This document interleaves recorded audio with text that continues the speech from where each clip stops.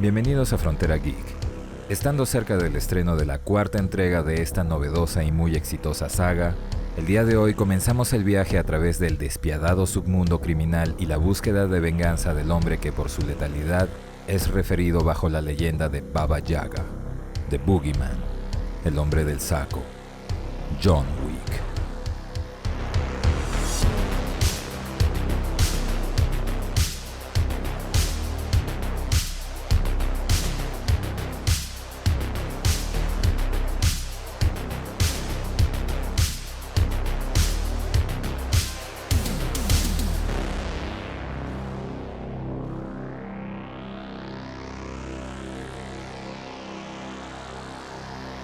Antes de comenzar, enviamos un agradecimiento especial a nuestros Patreons y a los miembros del canal por su apoyo y fe en el proyecto de Frontera Geek. Muchas gracias, amigos.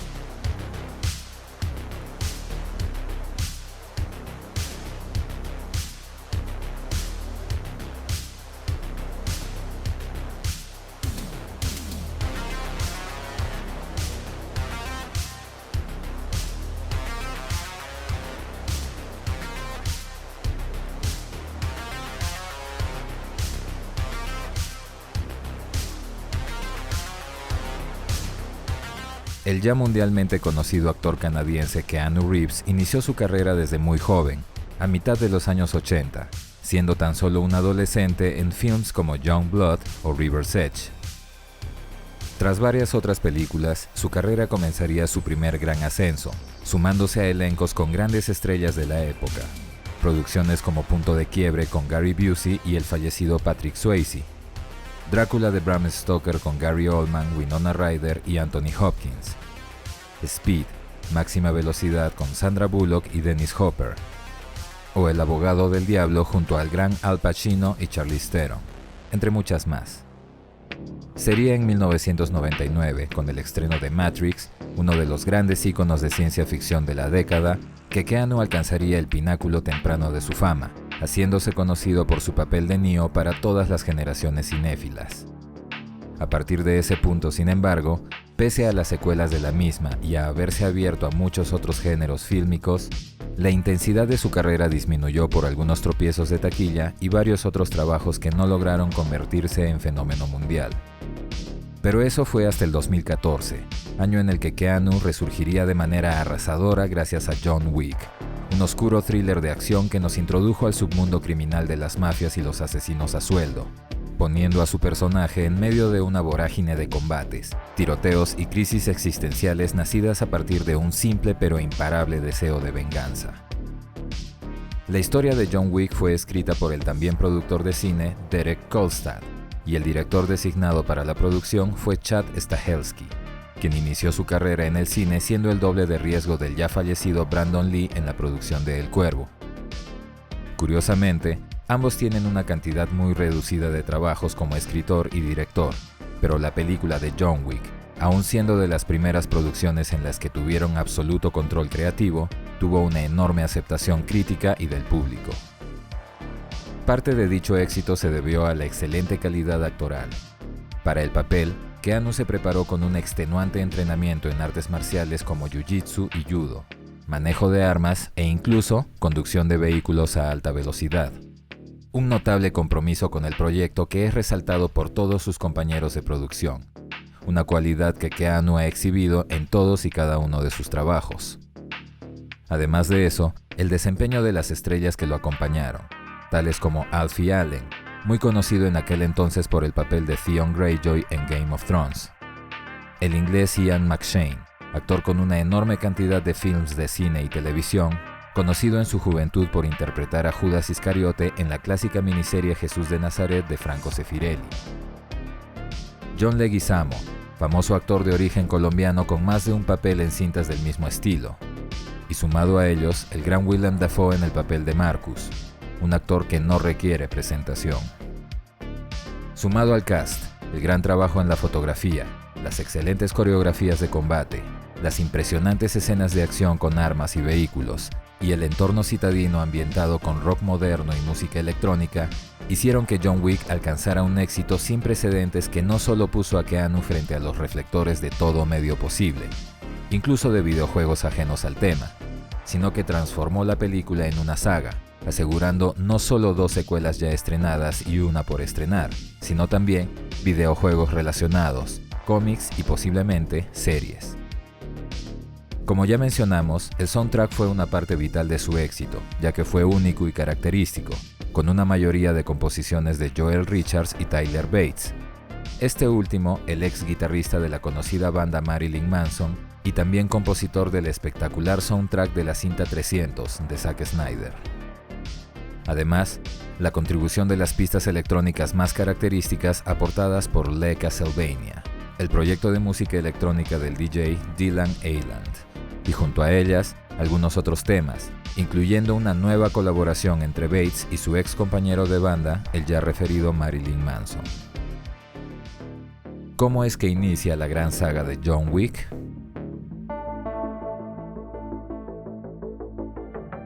John es un hombre solitario que lidia con su dolor y soledad día a día. La pérdida de su esposa, una mujer a quien tuvo que dejar ir ante la imposibilidad de salvarla de una enfermedad incurable. Sería durante el entierro de Helen que John sería visitado por Marcus, un viejo amigo, un acercamiento efectuado por obvias razones, pero que de igual modo lo desconcierta o incluso lo preocupa. La compañía durante el velorio no mellaba en su sensación de soledad, hasta que una noche recibe una entrega, una cachorrita llamada Daisy, un regalo póstumo de su esposa, quien sabiendo que su enfermedad los separaría, se aseguró de que su amado tuviera algo de ella, alguien a quien querer y que lo acompañe en su ausencia. En principio, John acepta a Daisy manteniendo con ella cierta distancia, pero la ternura de la pequeña rápidamente comienza a quebrar su muro de frialdad. No obstante, el dolor que contenía en su pecho lo llevaba a desfogar su ira y frustración de maneras arriesgadas, corriendo a toda velocidad en una pista de aterrizaje su hermoso auto Mustang del año 69. Búsqueda de alivio o un intento de quitarse la vida. Ni él mismo estaba seguro. Un día, mientras llenaba el tanque del auto, un grupo de jóvenes rusos llegan a la misma estación de gasolina que él. Su líder, el más joven, se muestra interesado en el auto e incluso pregunta su precio para comprarlo, y ante la negativa de John, este usa su idioma para insultarlo y afirmar que todos tienen un precio. Grande sería su sorpresa cuando John le devuelve el insulto y se niega a vender el auto nuevamente, pero hablándole también en ruso. Tras la intervención de otro de los jóvenes, John se retira de la estación, sin saber que aquella incómoda situación sería solo el mal augurio de una tormenta que aún estaba por venir. Aquella misma noche, en la madrugada, Daisy sale de la habitación atraída por algo, y es al seguirla que John es atacado por la espalda. 3 sujetos lo golpean brutalmente, y la pequeña e indefensa Daisy es asesinada frente a sus ojos. Confiado en su poder e impunidad, el asesino de la perrita muestra su rostro a los ojos de John antes de darle un último golpe y dejarlo inconsciente. En la mañana, John despierta con el cuerpo inerte de la perrita a su lado. Había perdido lo último de su amada Helen, se lo habían arrebatado. Casi como un autómata, John entierra a su pequeña compañera en su jardín. Después continúa limpiando la casa, la sangre, al mismo tiempo que recuerda a los atacantes, a la perrita, a lo que representaba, a su esposa. El dolor y la ira se acumulan en su mente y en su pecho. Mientras tanto, los rusos, habiendo robado su Mustang, lo llevan a un taller que formaba parte de su red criminal para limpiarlo. Aurelio, el dueño del negocio, parece reconocerlo y exige saber cuál era el origen de ese auto. Su semblante denota alarmante preocupación. Poco después, en su casa, John descubre que su otro vehículo también había sido atacado, por lo que sin más opciones, toma el autobús, llegando justamente al taller de Aurelio. John lo encuentra cabizbajo y callado, y es al preguntarle si su auto estaba ahí, que Aurelio, con un trago en mano, le cuenta lo que había sucedido. El auto había sido robado por Joseph Tarasov, el hijo de Vigo Tarasov, alguien a quien ambos conocían bastante bien. En aquel momento, sabiendo que el auto pertenecía a John, Aurelio lo rechazó y les ordenó que se vayan de su taller, pero la actitud soberbia de Joseph hizo que el hombre indague más.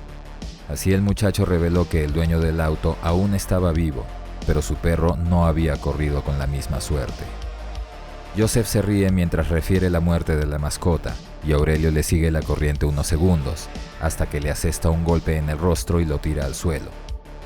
Aurelio es amenazado con la reacción de Vigo, el padre de Joseph, pero sin importarle nada de eso, les da la espalda. Los rusos afirman que llevarían su negocio a otro sitio, pero nada de eso era importante. Terminada la narración, John bebe su trago y le pide un auto nuevo. La velocidad y la forma de conducir evidencian la ira que estaba conteniendo. Después de eso, Aurelio recibe la llamada de Vigo para exigir una explicación respecto al ataque a su hijo. Y es entonces que le cuenta que Joseph había robado el auto y había matado al perro de John Wick. Ante la noticia, el tono de voz autoritario de Vigo cambia y se acomoda a su expresión. Preocupación. Totalmente distraído, Vigo ignora sus negocios y pide que le traigan a su hijo. Ya frente a él, el hombre hace lo imposible por contener su cólera, pero termina castigándolo. Joseph no comprende lo que sucede y mantiene su actitud soberbia al referir sus recientes actividades. Y es recién que Vigo revela con quién se había metido, quién era realmente John Wick. Alguna vez fue socio de su organización. Lo llamaban Baba Yaga, el hombre del saco, pero ese apodo no le hacía justicia. John era al que enviaban para acabar con el hombre del saco. Mientras Vigo pone a su hijo al tanto de lo que había hecho, John baja a su sótano y destruye el suelo con un martillo de construcción. Su ira era incontenible. John era un hombre de enfoque, de compromiso, de voluntad pura. Vigo una vez lo vio acabar con 3 sujetos en un bar, usando tan solo un lápiz. De pronto, un día, John pidió retirarse del negocio. Había conocido a una mujer, y fue así que Vigo le propuso un trato, su libertad a cambio de un último trabajo. Una misión imposible de lograr. Pero John cumplió con la misión. Acabó con los rivales de Vigo y creó la base sobre la que se construyó su imperio. Y ahora, unos días después de que su esposa fallece, Joseph lo había atacado, había robado su auto y había matado a su perro. John Wick iba a ir por él, y no había nada que el muchacho pudiera hacer al respecto. En su casa, John había terminado de extraer un baúl del concreto. Armas y monedas de oro. Había desenterrado su pasado. Vigo intenta recurrir a la diplomacia por medio de una llamada telefónica, pero su silencio y corte a la llamada era suficiente mensaje. Y así, ambos se preparan. Vigo ordena que reúnan un grupo de hombres, todos los que puedan. John tan solo toma un baño y luego regresa a sus elegantes atuendos. Aquella noche el grupo de sicarios de Vigo invade la casa de John, 12 asesinos expertos, pero ninguno sobrevive. Apenas habían sido un reto. Un policía lo visita por quejas sobre ruidos, y aún viendo un cuerpo en su pasillo, simplemente lo deja seguir. Ya sabía a qué se dedicaba. El mundo en el que se movía estaba más allá del alcance de la ley. John recurre a sus viejos conocidos. Charlie y su equipo de limpieza, hombres que se dedican a asear las escenas y deshacerse de los cuerpos para los que se les pague. Ante el fracaso de su operación, Vigo se ve forzado a abrir un contrato sobre su cabeza, $2 millones por la vida de John Wick. El mafioso incluso visita a Marcus, el amigo de John, otro experto sicario, a quien le ofrece el contrato personalmente. Marcus acepta el contrato y le indica que lo dé por hecho, y así procede a prepararse, desempolvando y ensamblando a su vieja compañera de cacerías. John, por su lado, toma lo necesario y abandona su casa para dirigirse a la ciudad, al Hotel Continental, un espacio donde gente como él se aloja para planificar sus misiones en un entorno seguro, un espacio neutral en el que el sicariato estaba prohibido. Una moneda de oro hace evidente el motivo de su hospedaje, y pese a su retiro de varios años, el legendario John Wick es nuevamente bien recibido.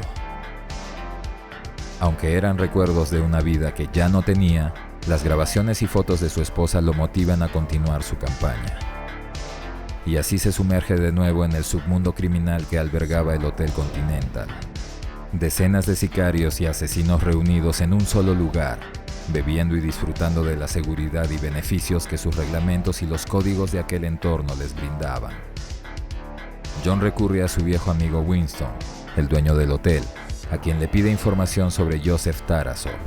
Y si bien el hombre en principio se niega a ayudarlo por las limitaciones de su propio reglamento, es al saber que la misión de John era de carácter personal que decide darle información sobre el paradero de su presa.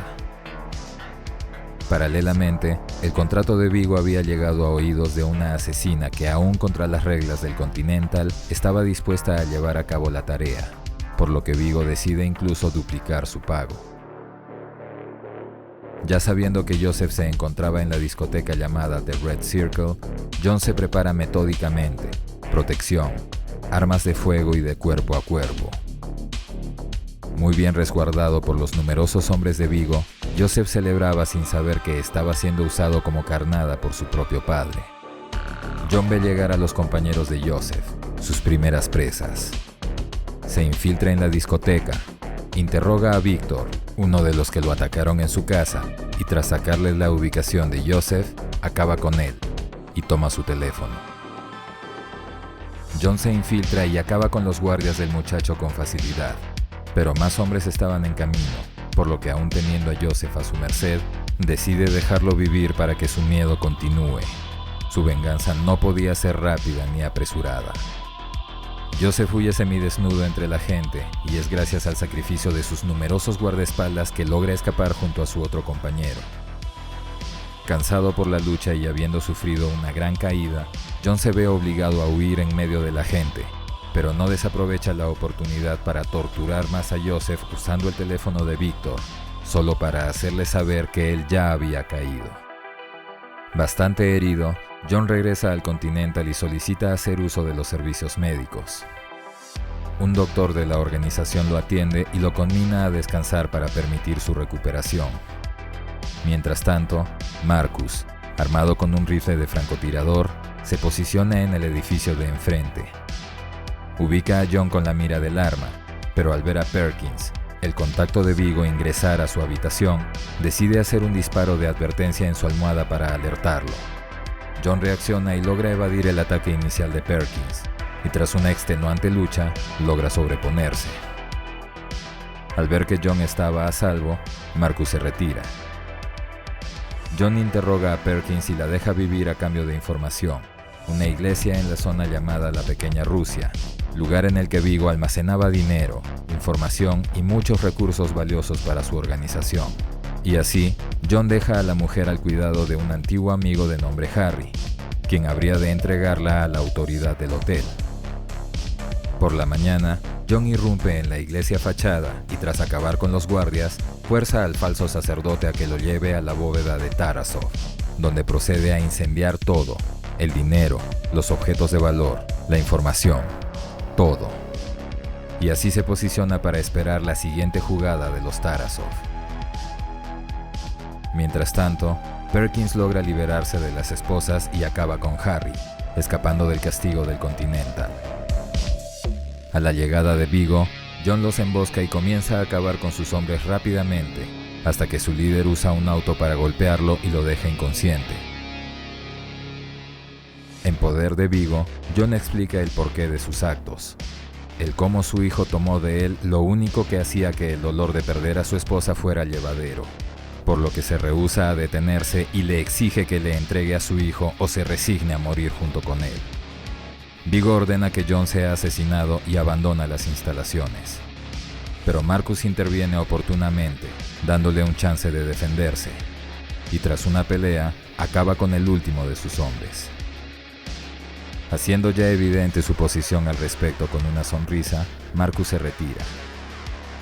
John se anticipa al trayecto de Vigo y tras aniquilar a su chofer, lo obliga a bajar del vehículo. Le ofrece su vida a cambio de la ubicación de Joseph y la anulación del contrato por su cabeza, y Vigo acepta. En el lugar ya estaban esperándolo, y John lo sabía, pero eso no importaba. Francotiradores resguardaban el lugar, pero ninguno logra siquiera detectarlo. John acaba con todos los guardias. Destruye los autos en los que podía escapar. Joseph recibe un primer tiro no letal que le permite ver cómo el legendario Baba Yaga se acerca hacia él. Y sin dejarle pronunciar un nuevo improperio, acaba con él. Al fin. Vigo lidia con la culpa por lo que había tenido que hacer y ordena iniciar coordinaciones para irse de la ciudad. Habiendo culminado su tarea, John regresa al Continental para terminar su estadía, recibiendo como compensación por el incidente que tuvo en su habitación un hermoso auto nuevo, un regalo de la gerencia. Todo había terminado. Finalmente podía regresar a casa. Al irse, John se encuentra con Marcus, a quien agradece por la ayuda que le había brindado, por haber salvado su vida en 2 ocasiones. Reunión que es atestiguada por Perkins, quien tras informar a Vigo, participa en la captura de Marcus. El hombre es llevado a su propia casa, donde después de ser golpeado y torturado, es asesinado por Vigo gracias a la intervención de Perkins. John se entera de la muerte de Marcus cuando el mismo Vigo es quien le relata lo sucedido en una llamada telefónica. John llega a casa de su amigo solo para encontrarlo masacrado. Perkins es hallada por Winston y el personal del Continental, y después de haberle ejecutado por sus acciones, Winston informa a John sobre el plan de Vigo, huir en un helicóptero. Sabiendo la ubicación del helipuerto, John lo alcanza en el lugar, y tras acabar con todos y cada uno de los hombres que lo protegían valiéndose de sus armas y su propio auto, queda cara a cara con Vigo, quien lo desafía a terminar su conflicto sin armas, usando solo sus manos. La pelea se complica cuando Vigo comienza a usar un cuchillo, pero ni siquiera eso inclina la balanza. El ruso fallece bajo la lluvia mientras John abandona el lugar.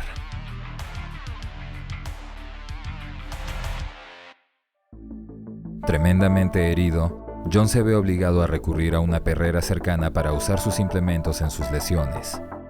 Y es ahí donde ve a un cachorro que llama su atención. Un pequeño a quien libera de su jaula y con quien finalmente se marcha. De vuelta a casa.